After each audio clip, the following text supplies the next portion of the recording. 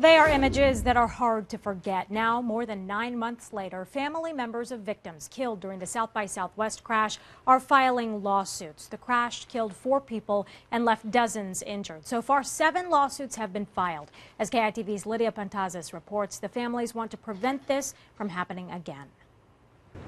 It's been 9 months since police say Rashad Owens drove his car through a crowd of concert goers on this very street.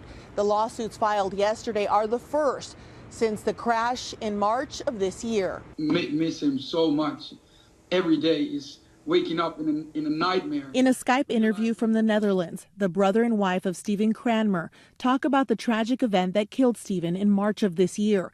His wife, Lizzie Plug, is among those who have filed lawsuits against organizers of the South by Southwest Festival. I'm alone. I'm a single mom and I hate it. Plug says she is now faced with raising the couple's 2-year-old son alone. Her husband was the household breadwinner. Now she's at risk of losing her home. South by Southwest, on the other hand, is generating over $20 million a year in revenues. And they don't even bother to implement basic traffic control measures. Attorney Scott Hendler argues that if planners had implemented rigid barricades, it would have prevented a vehicle from entering a pedestrian zone. According to the lawsuit, if South by Southwest had adhered to industry standards and utilized adequate traffic control measures, Gijs Craenmehr would be alive today. The only way to force them to change their behavior in the future is to hold them accountable for their failures in the past. We contacted the attorneys for South by Southwest who issued this statement.